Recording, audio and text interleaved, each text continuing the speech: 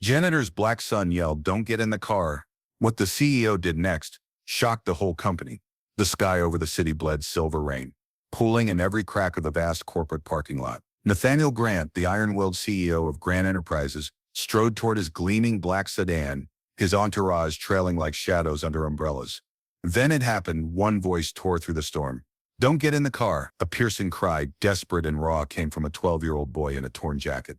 Shoes soaked, fists clenched. Heads snapped toward him. Gasps cut the morning air. A janitor's kid, unseen, overlooked, stood between the titan of real estate and his polished machine. His small frame shaking, but his eyes blazing with urgency. Security lunged, executives scoffed, but Nathaniel hesitated. The boy's tone wasn't childish. It was survival. "They touched it," he shouted, voice cracking, echoing off wet concrete. His mother, Lydia, sprinted from the service doors, lips trembling as she tried to reach him. Rain slapped the pavement harder, as if the city itself wanted silence for what came next. Nathaniel's grip tightened on the handle. His mind screamed at him to dismiss it. Yet something in the boy's trembling defiance froze him. Executives whispered, "He's crazy," one muttered. "Get him out." Still, Elijah didn't flinch. His chest heaved, water dripping down his face, every word shaking the balance of power in that lot. The CEO's pulse raced, eyes narrowing. Why would this boy, drenched and terrified, risk everything to stop him now? The answer lingered on Elijah's tongue, an answer that would rip open secrets, topple reputations, and shatter the false safety of the empire built on those towers. What he was about to say would not only decide Nathaniel's fate, but also change the course of the entire company forever. Wind drove needles of rain across the concrete as dawn sagged over Grant Enterprises, turning mirrors of water into shaky panes beneath the towers. Elijah hugged his thin backpack, the straps dark with moisture, and kept his eyes on the sedan waiting under a humming street lamp. He had spent too many mornings like this, slipping from the service entrance while Lydia finished the last hallway, drifting unseen along corridors that smelled of bleach and coffee, learning the rhythm of a place that never learned his name. Lydia's badge opened every supply closet, every stairwell, every locked door nobody else noticed, yet it never opened respect. Her son grew up in the margins of a skyline, quiet, quick, careful, memorizing which elevator stuck on 4, which guard liked trivia, which vice president shouted before noon.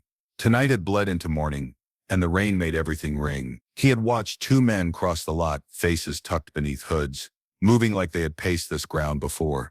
They paused at the black sedan reserved for the head office, and crouched without hurry, as if the weather were their friend. Elijah crouched too, behind a pillar, counting breaths, tracing the shape of one man's cheek where a jagged line cut through stubble, noting the other's habit of tapping his thumb against the bolt of a tool. He didn't know why he noticed details the way other kids noticed game levels, but he trusted the habit because it kept him safe. When Nathaniel Grant finally stepped into view, tall, composed, silver at the temples, 50 years of calculated decisions marching behind his eyes, Elijah felt the air around him clench. Umbrellas tilted, shoes slapped through puddles.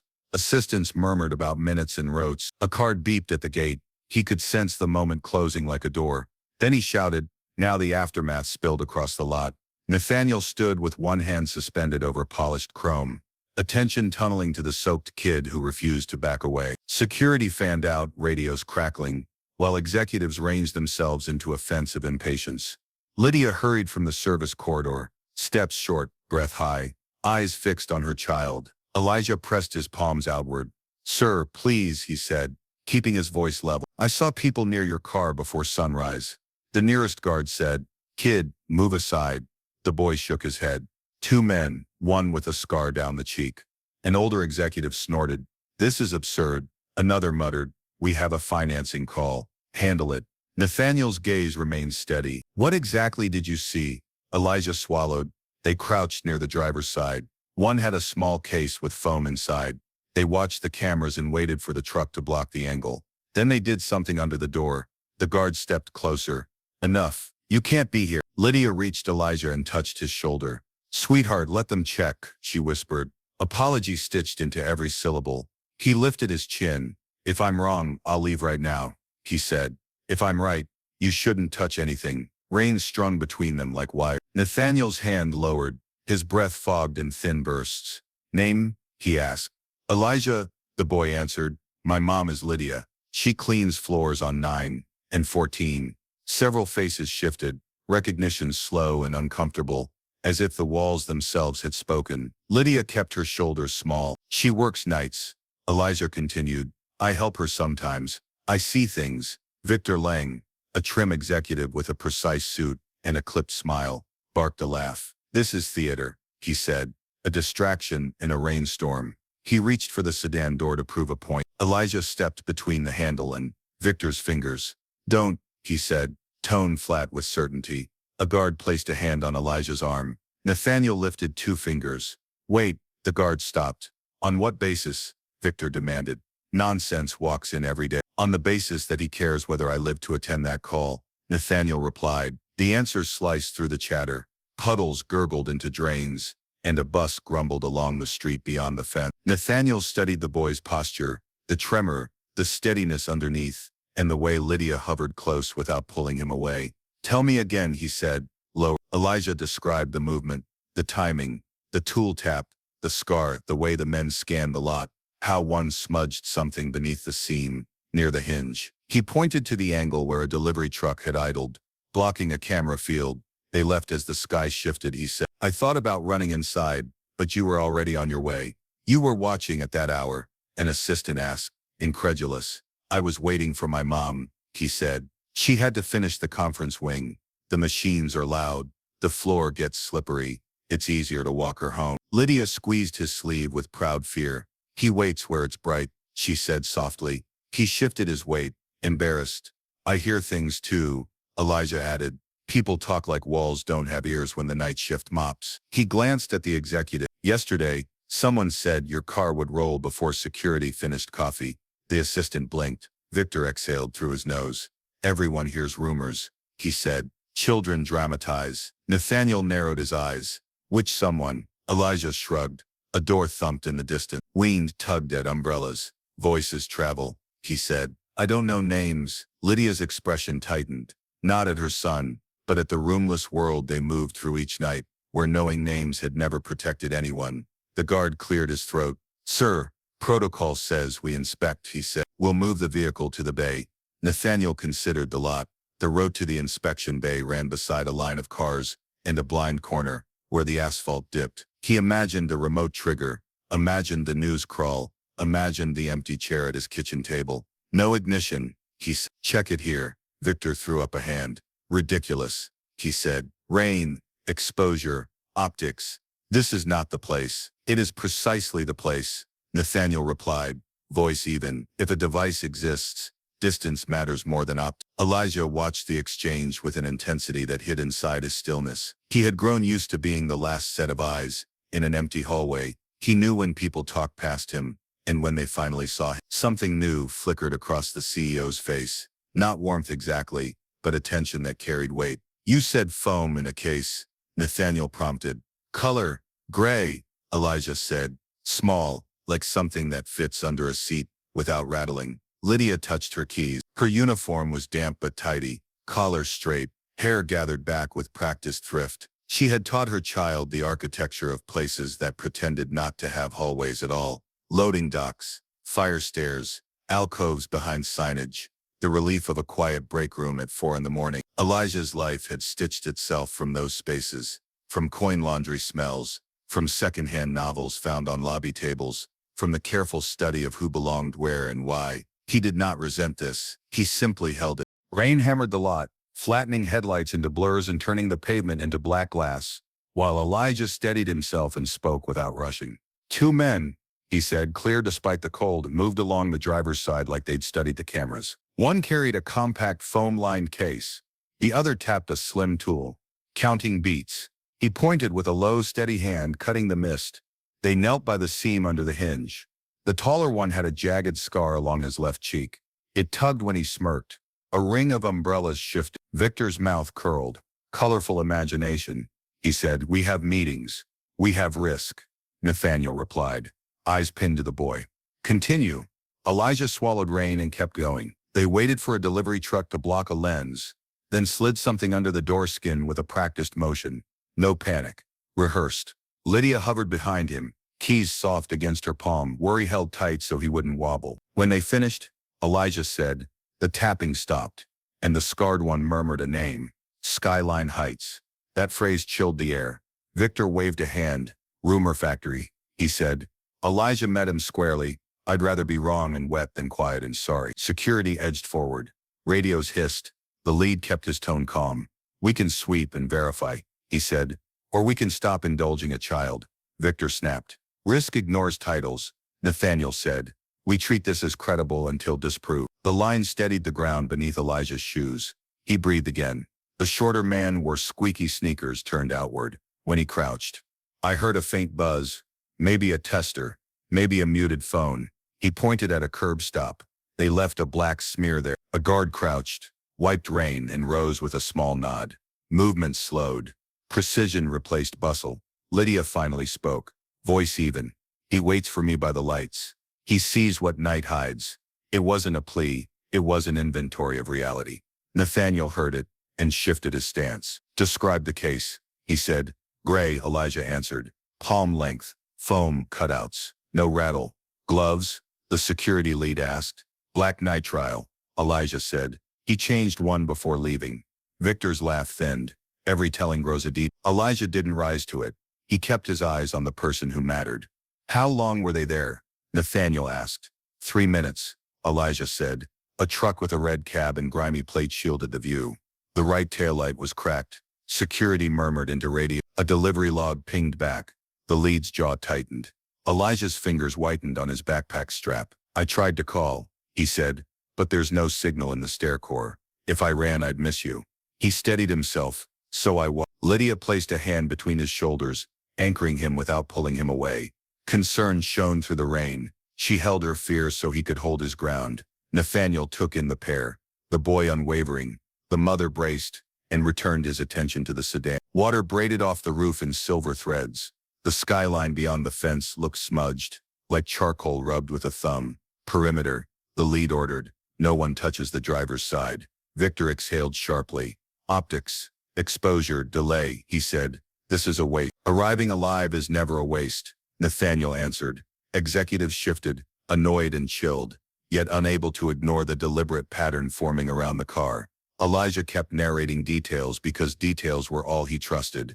The scarred man spoke like a local, he said. The other swallowed certain consonants, watched reflections instead of turning his head. The lead eyed him, surprised. You learn that pushing a mop? You learn it by listening, Elijah said. Invisible doesn't mean deaf. The words landed. Faces changed by degrees, as if a window had opened on a floor no one visited. Lydia's chin lifted the smallest fraction. Nathaniel said, half to himself, we should value the eyes we pretend not to see. It wasn't a slogan. Victor folded his arms. You want hallway ghosts setting policy. I want truth wherever it shows up, Nathaniel said. A younger manager sought the safe lane. Even if nothing turns up, we reinforce procedure, he said. Then we've paid tuition, Nathaniel replied. Awnings shook as water poured from their edges. The lead's voice came clipped. Hold. Do not approach the driver's door. Lydia's keys dug crescents into her palm. Please, she whispered. Prayer without trappings. We'll be thorough, Nathaniel said, answering the things she could not name. Victor paced a tight slice of concrete, irritation crackling. If something's there, it's because operations slipped, he muttered. Not because a child saved us. Or both, Nathaniel said. Either way, we fix it. Elijah felt the adrenaline ebb, leaving a hard chill. Lydia shifted to block the draft tunneling down the aisle of parked cars. He steadied his knees and kept his focus on the slow choreography around the sedan. Almost done, the lead said into his mic. Panel irregularity, detected beneath the hinge. The word irregularity, altered posture up and down the line. Victor's retort died. Assistants pulled closer without crossing the tape. A guard's camera clicked in a steady rhythm.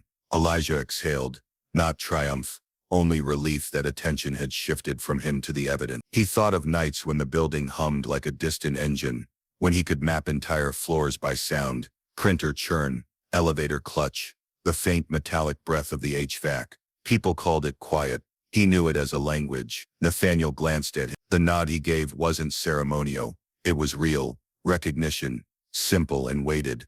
Elijah answered with the tiniest tilt of the head and returned to watching the angles, because watching had been his way of keeping Lydia safe for years. He noted the way rain feathered off the mirror's handle, The way the lead shifted left to avoid a puddle that might carry a charge if someone had planned cruelly. The way the team spoke in numbers to avoid missteps. The lead raised a hand. "We're freezing the scene." He called specialists on standby. The cluster of executives fell fully silent. No more jokes, no more sighs at the schedule. The message had landed because the details refused to be dismissed. Elijah straightened, only now aware of how cold he was. Lydia drew him closer, arm a shield and a blanket in one motion. Nathaniel stepped back behind the marker he would normally approach, following his own order, eyes on the door he had nearly opened without thinking. Rain kept ticking, patient as a clock. The city breathed around them, buses rolling, horns distant, river smell riding the wind. The pause stretched, taut but necessary. The crowd listened, held by rain, detail and the boys' unwavering focus that morning together. Elijah let the tension settle and, inside it, shaped a private reminder for anyone within earshot. Look for the small signals. Listen to the people the hallway swallows. Guard each other even when it slows the day, because that care is how everyone gets to go home. He didn't speak that out loud. He didn't need to. It traveled anyway, stitched into the scene by caution and water, and the steady certainty of a boy who refused to stand aside. Security sealed the lane with tape and cones while rain stitched silver lines across the asphalt. A technician knelt at the driver's hinge, lamp and mirror angled into the seam, steady as a surgeon. Another unspooled fiber to a receiver, boots planted, breath measured. Nathaniel held behind the boundary he had ordered, gaze locked on the car he had nearly entered. Executives bunched under umbrellas, bravado evaporating in the cold. Lydia stood with Elijah just beyond the line, fingers white around her keyring. She smelled bleach and metal and the sour edge of fear, and she wanted her son behind a wall, yet she knew taking him there would snap the courage holding him upright. Column closed, the security lid said softly, raising 2 fingers. A hush rolled outward, soaking into glass and concrete. The kneeling tech slid the mirror along the lip until the reflection steadied. "Anomaly," he breathed. "Adhesive mount, leads tucked." No one moved.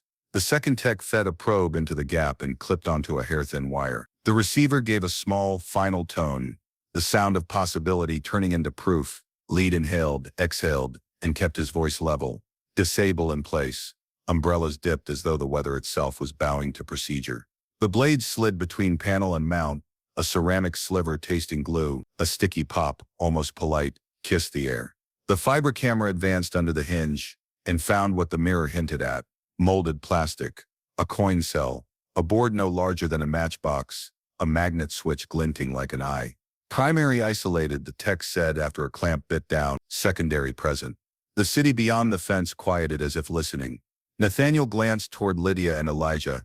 Her mouth was pressed flat, his shoulders square, though a tremor lived in his fingers. He had stopped a hand from closing on chrome, and perhaps kept a life where it belonged. "Cutting secondary," the tech murmured. The knife kissed the reed and parted it with a soft, decisive sound. The module loosened. A tray waited, foam ready, lid hinged open. The gloved hand guided the device down, every motion unhurried, exact. The cover clicked. A portable plate hummed as it drank whatever chatter might remain. "Device extracted," the lid said. No triumph, only fact. Sound receded further. Gratitude arrived as stillness. Shoulders lowered, jaws unclenched, lungs found full breath. Lydia pressed her knuckles to her lips, then rested a palm on Elijah's crown. He leaned into the touch and stood straighter. Victor Lang stared at the sealed tray, his complexion drained. Moments earlier he had laughed. Now evidence sat under a lid, undeniable. "How?" he asked, the single word stripped of spectacle. The lead answered without judgment. "Neat mount, under the hinge." Someone studied sightlines and timing. Nathaniel's focus stayed on the tray, then lifted to the boy. "You stood between me and that handle," he said, voice plain. "I will remember." Elijah nodded, unsure what to do with respect. That did not feel like a ceremony. Lydia's hands shook harder. Fear and pride braided into one flame that refused to go out. The bomb unit rolled through the gate, lights steady, sirens silent. 2 specialists matched the lead's cadence.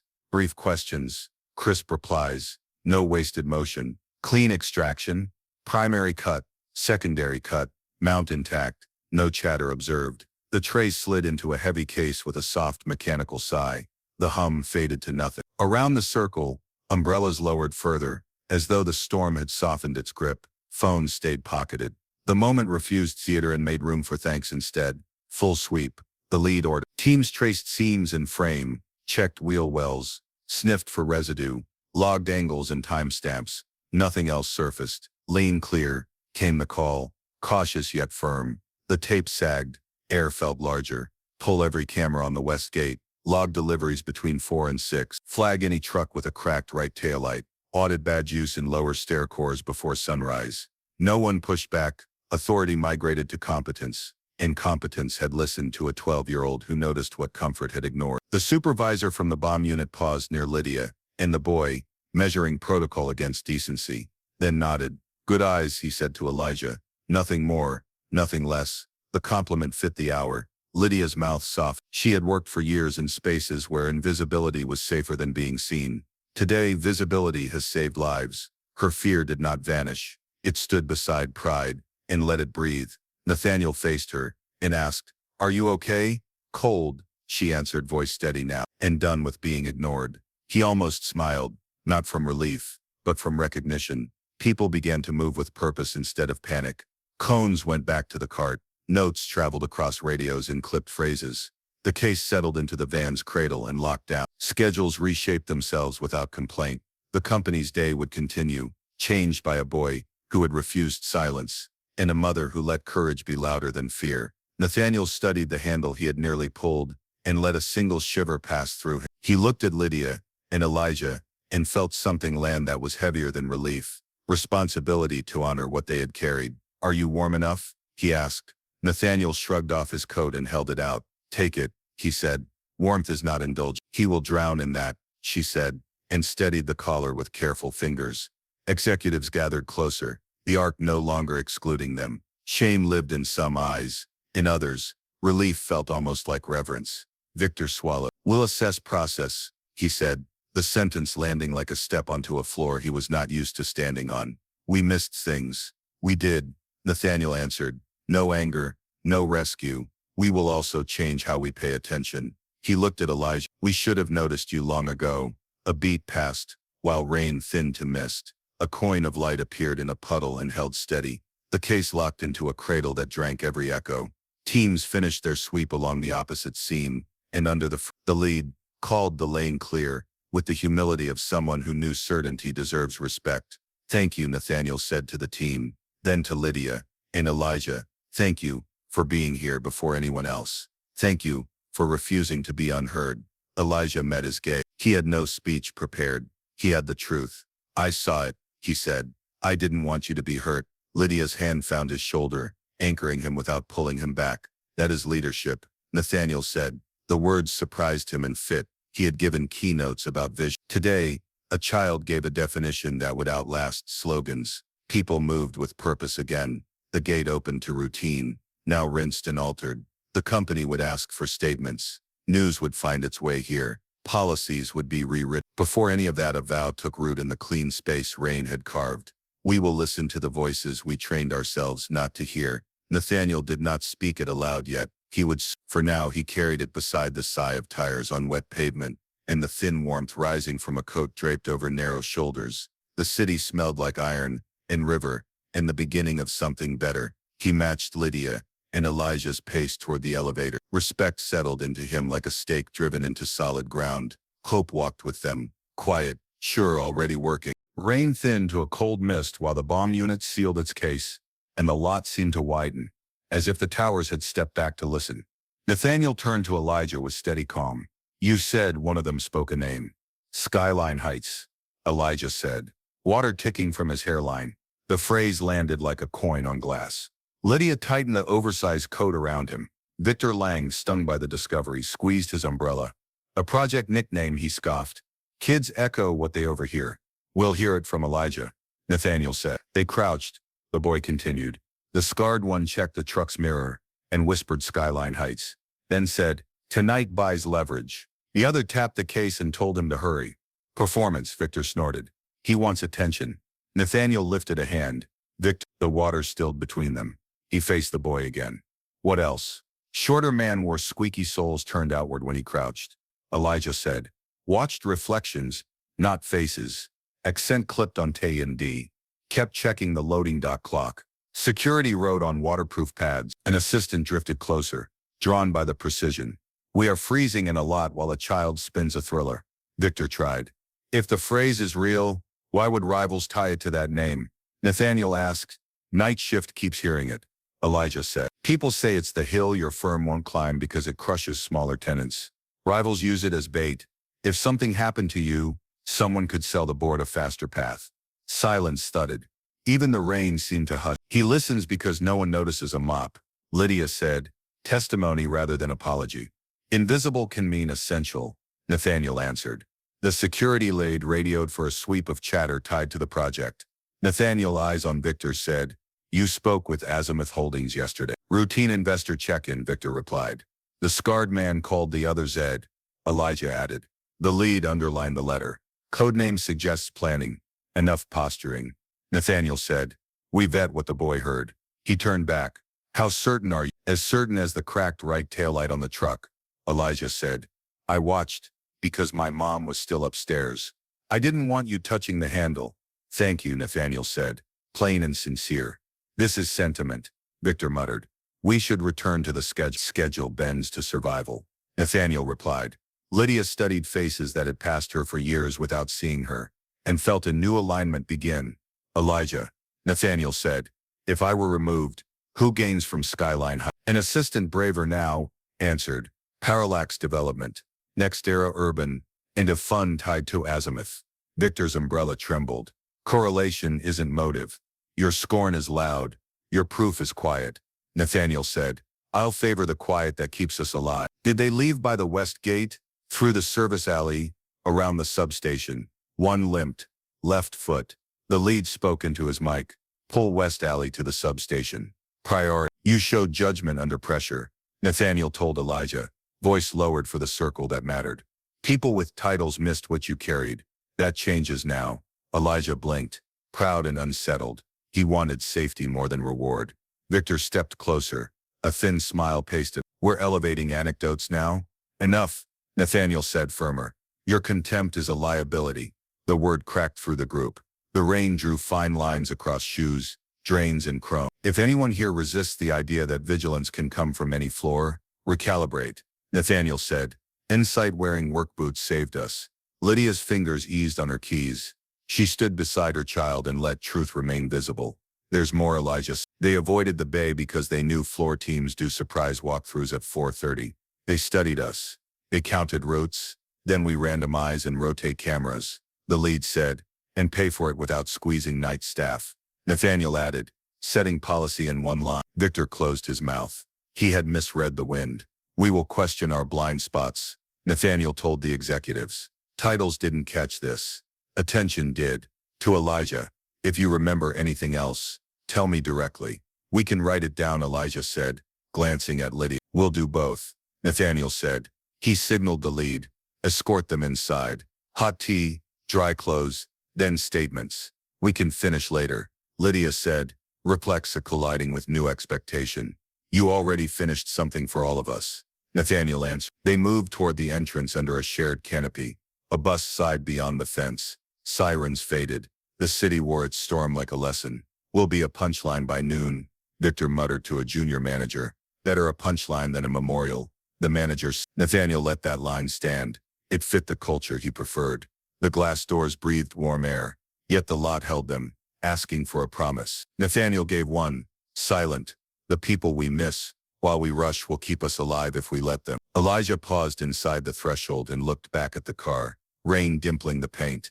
I can show security the stair path they forgot, he said. After you warm up, the lead replied. If the phrase ties to competitors, council will want distance. Victor, council will want facts, Nathaniel said. We'll get them. Then softer to Elijah. You heard what adults train themselves to ignore. The plea carried through the doorway to anyone listening. Notice the quiet signal. Honor the small warning. Treat unglamorous truth as gold. Lives tilt on such choices.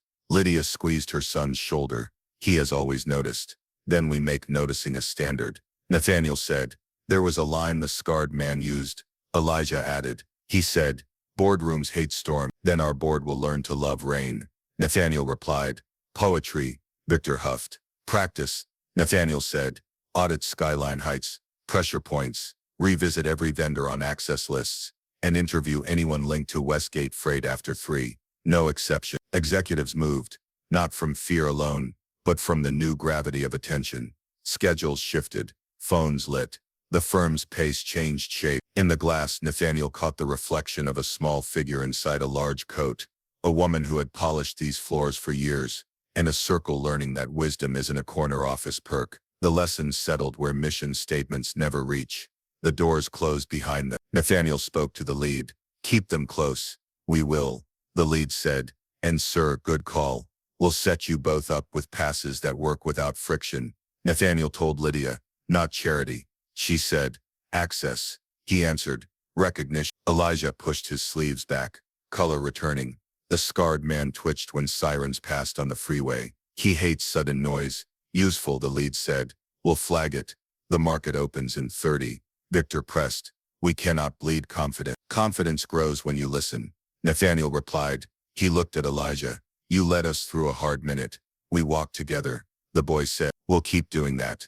Nathaniel answered, as the elevator doors slid shut, muting the rain, but leaving its lesson with everyone it touched. Inside, the day recalibrated around quiet courage, not polished power first. Rain still streaked the glass towers when Nathaniel followed Elijah and Lydia into the service entrance. Leaving the lot sealed behind them, the corridor smelled of detergent and damp stone, light buzzing weakly overhead. Lydia swiped her badge. A door clicked, and a narrow stairwell opened that few executives had ever used.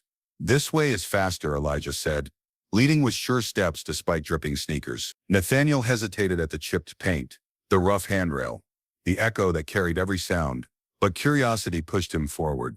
Lydia closed the door firmly, sealing out the public hush, guiding them into the arteries that kept the company alive unseen. Elijah's hand traced the rail. They didn't come through the main lobby, he said. Too many cameras. They knew these halls. Someone showed them. Nathaniel's jaw tightened. Someone inside. Yes, Elijah replied. The man with the scar knew where the sensor blinked slowly. Only staff learned that. And one executive always smokes in the lower dock, where it's hidden. Lydia cut him a look, measured, cautious. But he pressed on. Mr. Lang. Nathaniel paused mid-step. Victor? Elijah nodded. I hear him when I wait for Mom. He takes calls in the stairwell near the boiler. Says Skyline Heights. Like it's his ticket out. Last night he said, they'll blame the streets, not me. They reached a landing. Rain blurred the city through a slit window, droplets racing like frantic signatures. Nathaniel leaned against the frame, absorbing each word. You've heard him often, enough to know he doesn't respect you, Elijah said, or the company. He talks to people outside, foreign numbers. He deletes messages, but not quickly enough. Lydia stiffened, fear of consequence crossing her face. Elijah, careful. Truth matters, he replied gently, not recklessly, just resolved. They continued upward. Pipes hummed overhead, the hum of a building breathing. Nathaniel asked, what else did you notice about the men? Elijah counted on his fingers. Scarred one favored his left leg, limping slightly. Shorter one wore a patch on his jacket, torn with letters faded, maybe from a construction firm. They argued about a payment being delayed, said Lang, promised cover after the vote. Nathaniel stopped again. The stairwell felt narrower, the truth pressing in. Through another badge door they entered a corridor lined with crates and supply carts. Lydia moved like water, slipping keys, opening shortcuts. Most people think these halls are empty, she said, but they are full of signal. Nathaniel saw it now, scraps of conversation lodged in corners, gum wrappers marking pauses, schedules hidden in the hum of cleaning machines. The empire he thought he had mastered had layers he had ignored. Elijah crouched by a scuff on the floor. They dragged the case here. See? Dust smeared. Not from us. Nathaniel crouched too. Expensive suit brushing grit, studying the mark with respect. You're teaching me my own building, he said quietly. You built it, Elijah replied, but you don't live in it at night.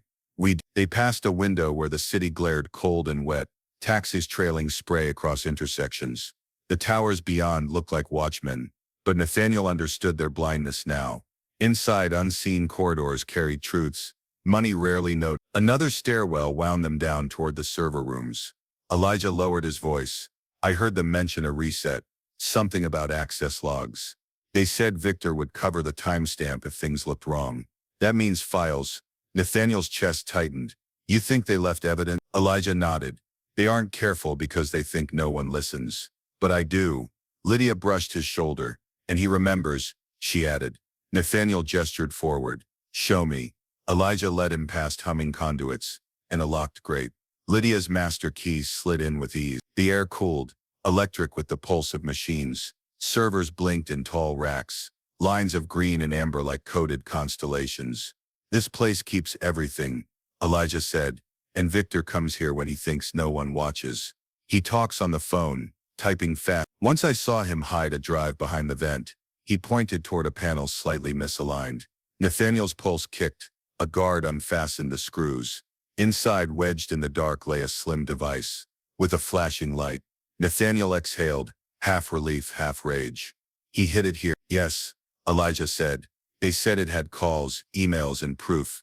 They laughed about how blind executives are when profit shines. Lydia shivered, not from the cold. Why would he endanger everyone? Ambition. Nathaniel answered. Skyline Heights promised control. He wanted it, no matter the cost. The guard sealed the device in a static bag. Nathaniel faced Elijah, voice firm. Without you, this would have remained buried. Elijah shrugged, unsure what to do with praise. I just listened. You listen now. The words cut deeper than any boardroom speech. Nathaniel realized the hierarchy had bent. The boy and his mother were no longer invisible. They were guides. Through another door they emerged into a corridor of windows. The skyline loomed, rain easing into mist, light breaking faintly through. Nathaniel walked between Lydia and Elijah, each step echoing a new order. You know these halls better than anyone on my payroll, he said. Lydia met his gaze, wary. Because no one else cleans them. And that neglect nearly killed me, he admitted. Elijah pointed to another stairwell. Victor smokes there. You'll smell it. He thinks ventilation hides him. But it carries up. Proof lingers. Nathaniel inhaled. The faint bite of tobacco mixed with detergent and rain is undeniable. He nodded slowly. They descended toward the board level. Elijah's voice held steady. They planned more than the car. They wanted you silent. Then the vote fast. Skyline Heights approved before questions. Victor promised it would be smooth. Nathaniel clenched the rail. Not any. As they reached the landing, he stopped and faced them both. You've shown me where I was blind. You carried detail when I carried power. Today details saved power from rotting. Elijah shifted, uncomfortable under the weight of truth. Lydia placed her arm around him. He only wanted to protect, she said. And he did. Nathaniel replied, which means he has changed everything.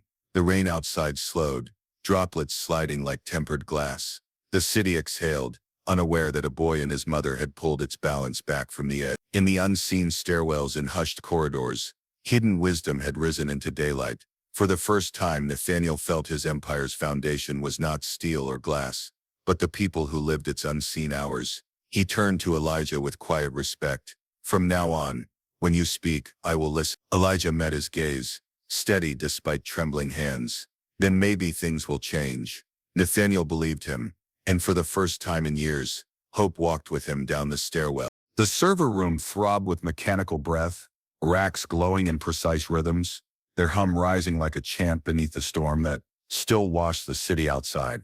Water streaked down the high windows, blurring the skyline into a trembling canvas. Elijah moved with calm certainty, not the hesitation of a child intruding, where he didn't belong but the stride of someone who had mapped every hidden angle over long nights. Lydia stayed near the door, protective, but her eyes carried the quiet faith of someone who knew her son had already crossed into dangerous territory. Nathaniel stood beside them, his coat damp, his expression taut, the weight of leadership colliding with the revelation that a boy had saved him from annihilation. Here, Elijah said, guiding the group to a terminal tucked between humming racks. His hand hovered over the keyboard, fingers slender but firm. Victor came often when no one watched. I saw him hide a drive behind that vent, and I know he didn't erase everything.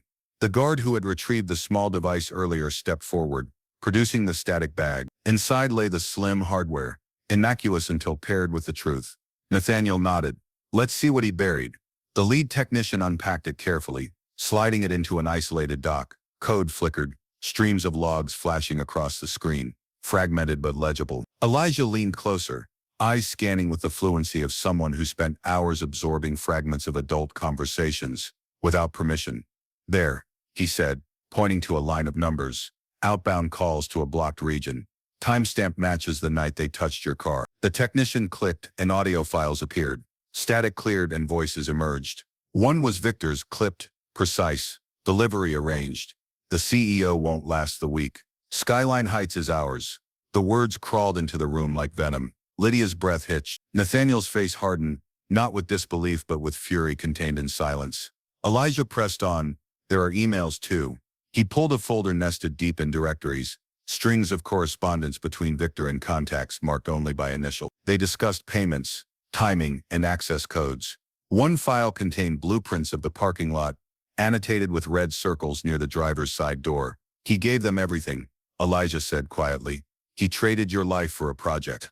The executives who had followed now looked cornered, their polished confidence eroded by proof on a glowing screen. One whispered, "This could ruin the firm." Nathaniel cut him off with a glance. It nearly destroyed it already. The rain outside struck harder, as though echoing the gravity. Lydia touched Elijah's shoulder, fear mingling with awe. "You shouldn't have to know these things," she murmured. "But I did," he replied, voice steady, because nobody else cared to notice. The words weren't bitter, just plain, and they carried a weight that pressed into everyone present. The technician opened another log, encrypted messages quickly decrypted with company keys. One read, "Board falls without him. Skyline ratified next quarter. Funds wired." Another showed Victor promising access routes in exchange for shares. Each revelation was stacked like bricks in a wall, sealing Victor's guilt beyond question. Nathaniel finally spoke, his voice resonant in the low mechanical hum. "You saved us by refusing silence. Many here are paid to guard this company, but you carried the sharpest vigilance." His eyes swept the room, landing on each executive who had dismissed the boy.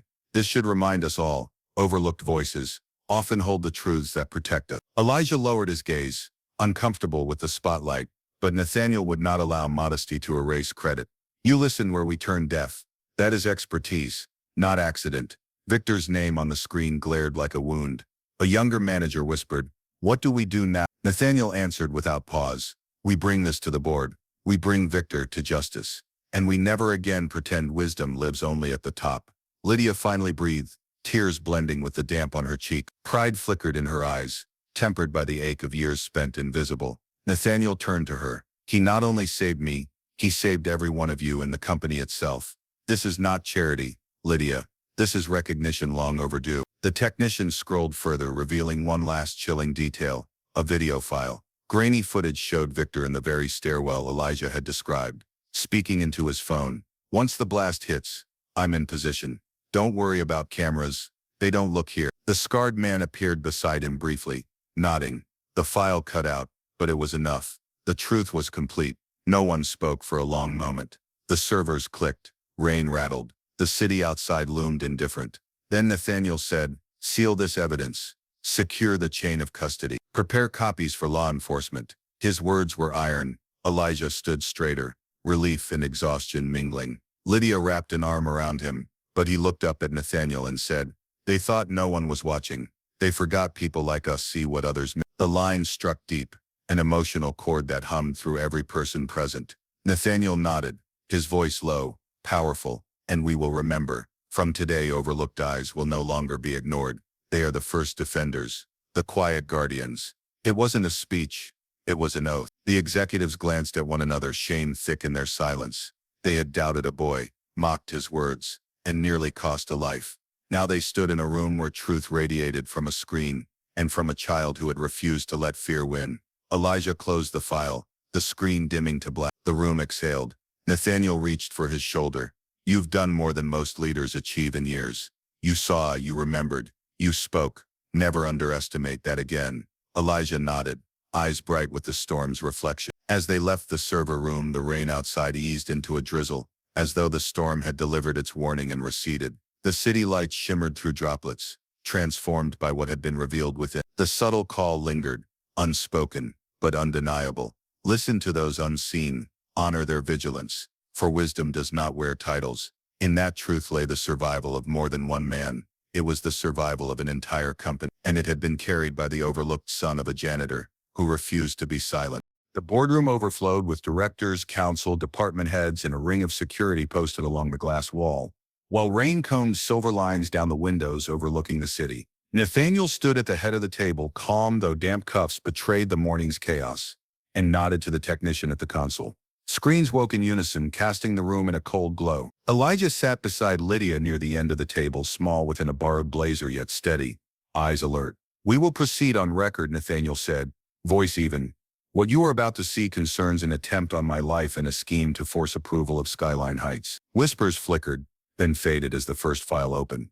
Audio spilled across speakers. Victor's clipped tone unmistakable, delivery arranged. "The CEO won't last a week. Skyline Heights is ours." A director flinched. Counsel lifted a pen, poised above a legal pad. Nathaniel let the sentence hang before gesturing toward Elijah. "This began because a boy refused silence," he said. "He watched, remembered, and spoke when others looked away." The technician cued call logs, emails, and video. Timestamps marched across the display, matched to access records, delivery manifests, and camera angles from the west gate. A grainy clip filled the center screen. Victor in a stairwell, phone raised, the scarred man's profile sliding into view for a second, then out. "That footage was stored behind a vent in our server room," Nathaniel continued. "Hidden by the executive you pay to protect shareholder value." Victor, seated halfway down the table beneath a rectangular pendant light, tried to meet the moment with a measured scoff. "Fabrications," he said, stitched from coincidence and resentment. Counsel spoke without looking away from the screen. "Mr. Lang, the chain of custody is documented from retrieval to the present exhibit. The metadata aligns with enterprise signature. Would you like to dispute cryptographic seals as well?" Victor adjusted his tie. "My conversations were exploratory. Competitive intelligence is not treason." The technician unmuted another file. Victor's voice returned, colder. "Board falls without him. The vote passes next quarter. Funds wired after confirmation." Silence. Hardened. Rain tapped the glass in a patient rhythm. Lydia gripped Elijah's sleeve, then released it, letting him face the room on his own strength. Nathaniel turned to the directors.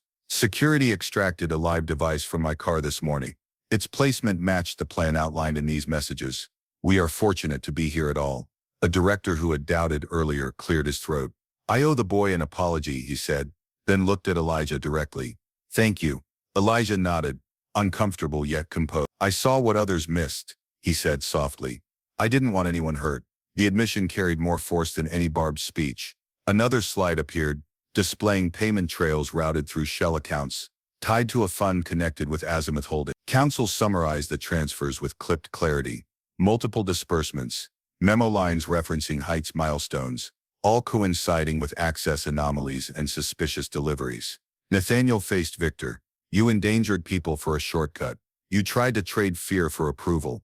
Victor's mask cracked. "Because you refuse progress," he snapped. "Skyline Heights is leverage. You cling to legacy tenants and sentimental costs. I did what leadership would not." A director responded, voice iron. "Leadership protects workers first." The doors opened. Two officers entered with the security lead. The room drew breath as the lead presented a folder. "Probable cause established," he said. "We have statements, recordings, and recovered hardware." Victor stood abruptly, chair skidding. "This company will regret humiliating me." Nathaniel didn't raise his voice. "You humiliated yourself." The officers stepped forward. "Victor Lang, you are under arrest on suspicion of conspiracy, attempted murder, and related offenses." The cuffs clicked. Cameras on the wall mirrored the moment, not for spectacle, but for record. Victor's gaze darted toward Elijah. For an instant, something like disbelief crossed his face, that a boy with rain in his hair had redirected an empire. He looked away as he was escorted out. The door closed. The rain softened, almost like approval. Nathaniel exhaled slowly and faced the table. "We will pause for 10 minutes, then reconvene to address governance, risk controls, and project review. Before that, recognition." He beckoned Elijah and Lydia forward. The room stood, an unplanned gesture that traveled along the table like light. Nathaniel crouched to meet Elijah's eyes. "You chose care over fear," he said. "Because of you, people are alive." Effective immediately, I am appointing you a junior safety consultant, with access appropriate to your role and training to grow it wisely. Murmurs rose, warm, surprised, then settled into nods. He turned to Lydia. "You have carried this building on your shoulders for hours, and no one notices. Today we notice. You are promoted to facility supervisor for night operations. with a team, fair pay, and a voice in policy. Lydia blinked hard, fighting tears. I keep floors clean, she said. He kept lives safe. Nathaniel smiled, small but true. Both are forms of stewardship. Both deserve respect. A director added, we will seat an employee advisory group with representation from cleaning, security, and maintenance. If someone sees something, they will know exactly where to bring it and expect action. Heads nodded around the table. Nathaniel straightened. We also suspend Skyline Heights, pending a full ethical review. Community impact, displacement, vendor relationships, everything will be reconsidered in daylight. Outside, clouds lifted in shredded bands, streets gleaming like renewed steel. The city looked red. Inside, the company began to feel newly breathable. Nathaniel addressed the room again. A culture is built by what it praises and what it tolerates. Today we praise vigilance, humility, and courage wherever they appear. We will no longer tolerate contempt for unseen labor. He faced Elijah once more. You taught us to listen. Elijah's answer was simple. Please keep doing it when storms end. The sentence landed like a bell. The directors resumed their seats as the meeting reformed around its purpose. Council outlined the next steps: law enforcement coordination, disclosure obligations, interim controls, and whistleblower protections. Department heads proposed practical changes: randomized patrols, camera rotations, badge audits, stairwell sensors, and service corridor lighting upgrades. None of it sounded like panic. It sounded like learning. Lydia stood with her new badge, temporary, printed in minutes, hanging from a lanyard. She glanced at her son, whose blazer sleeves still swallowed his wrists, and breathed a steadier breath than any she had taken on a night shift. Nathaniel concluded the formal portion. We owe outcomes, not speeches. You will see progress before the close of business. He pivoted back to Elijah and Lydia. There is one more thing. He signaled to an assistant, who rolled in a small card. On it sat a framed certificate and two simple cards. He lifted the frame. Lydia Mensa, Facilities Supervisor. Then the first card, Elijah Mensa, Junior Safety Consultant. The second card carried a line Elijah had spoken in the server room, engraved in clean type. People like us see what others miss. Applause rose, not theatrical, not coerced, but grateful. Nathaniel let it crest, then was quiet. To everyone watching, remember this, he said, voice soft yet carrying. Justice begins when we notice the quiet warning, when we choose to protect the person before we protect the plan. The emotional cord threaded the room, without derailing the business at hand. Directors leaned forward, ready to work. Security shared a brief nod with Elijah. Lydia squeezed her son's hand, then released it so he could shake the technicians. The meeting resumed. Votes passed unanimously to suspend the project, launch an independent review, and implement the new advisory group within 2 weeks. A final motion created a scholarship fund for night staff families, seated by the fees once earmarked for Heights lobbying. It carried without dis. Through the glass the city brightened. Water drained from ledges. Buses threw halos through spray. Renewal looked practical, rather than poetic. A tower learning humility. A workforce gaining voice. A boy and his mother standing where few expected them. Nathaniel closed the session with one last line. We move forward together. Courage stays, listening stays. The old blindness does not. He tapped the gavel. Meeting adjourned. When they stepped into the hallway, the scent of rain swept through the vents and filled the air with something like promise. Lydia fastened her badge. Elijah slipped his card into a pocket, and Nathaniel matched their pace toward the elevator. He didn't walk ahead. He walked beside them, and the doors opened onto a company already starting again. Notice quietly, act bravely, protect people before plans, always together. Rain no longer felt like a burden over the towers of Grand Enterprises. Weeks after the conspiracy had collapsed, the city's storms carried a different weight, rinsing glass and stone until reflections gleamed. Inside the headquarters, change moved with the same steady rhythm as the weather. What began in a parking lot with one boy's shout had spread into every corner of the company, dismantling habits of indifference and replacing them with vigilance, humility, and shared voice. Skyline Heights was the first casualty of the new era. The controversial project that promised profit at the cost of uprooted neighborhoods was struck from the ledger. Not buried quietly, but publicly canceled in a board announcement streamed across the city. For the first time, tenants who once feared displacement saw a corporation reverse course before the wrecking crews arrived. Nathaniel Grant, standing beside Elijah and Lydia at the podium, declared, No profit justifies the erasure of communities. Our future is stronger when it includes those who live it. Applause thundered not just in the hall but on the streets where screens replayed his words. Elijah, once dismissed as the janitor's child lurking in stairwells, now entered rooms with a badge clipped to his chest reading Junior Safety Consultant. His blazer fit better, his steps more assured, though he never tried to play older than he was. He asked questions adults avoided, and he noticed details others sped past. He sketched safer routes through service corridors, advised security on blind spots, and spoke at training sessions where staff listened less to his title and more to the memory of how he had saved their lives. Lydia, promoted to facility supervisor, walked those same halls no longer as a ghost, but as a leader. She carried respect earned through years of labor and amplified by recognition finally granted. Her team grew under her guidance. Night staff receiving fair schedules, proper equipment, and most revolutionary, an advisory channel that reported directly to the board. Nathaniel did not stand above them as a distant mogul anymore. He walked beside them, sometimes literally, touring stairwells and service bays he had ignored for decades. He listened, asked, and when he didn't know, he admitted it openly. The transformation wasn't cosmetic. It was structural. Grand Enterprises began hosting open forums where employees from every level proposed changes. Old hierarchies loosened. Invisible knowledge became prized. The city noticed. Journalists who once chronicled only development deals now write of a corporation choosing conscience. Communities once resigned to losing their streets found themselves invited to co-design affordable housing and urban renewal projects. The company's stock wavered briefly, then surged higher than ever, buoyed not by exploitation but by trust. Elijah's name appeared in articles as the boy who saw what others missed, while Lydia's rise became a case study in leadership born from perseverance. Yet both avoided vanity. They returned each evening to the same modest apartment, hanging damp coats by the heater, eating simple meals and laughing about how fast everything had shifted. For Elijah, hope looked like children at school who no longer called him invisible. For Lydia, it looked like workers who walked with dignity into a building that once treated them as shadows. For Nathaniel, it looked like an empire rebuilt not on glass and steel alone, but on human truth. The rain continued, but it washed cleaner now. Streets shone, and people lifted umbrellas with lighter shoulders.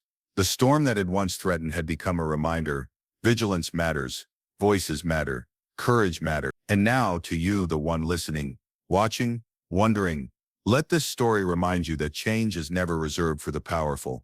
It begins in small acts, a warning shouted in the rain, a truth spoken in a quiet room, a choice to listen when it feels easier to dismiss. Justice thrives when overlooked wisdom is honored, when ordinary people choose extraordinary courage. Suppose you believe in stories where courage beats corruption, where justice stands taller than greed, and where the unseen become leaders. Stay with us. Subscribe, follow, and keep walking this path. Because tomorrow's story might be yours, the one where your voice, your vigilance, your courage becomes the turning point the world never saw coming. Together, let's choose to notice, to act, and to protect what matters most. The rain may fall, but it will always leave behind a city reborn in hope.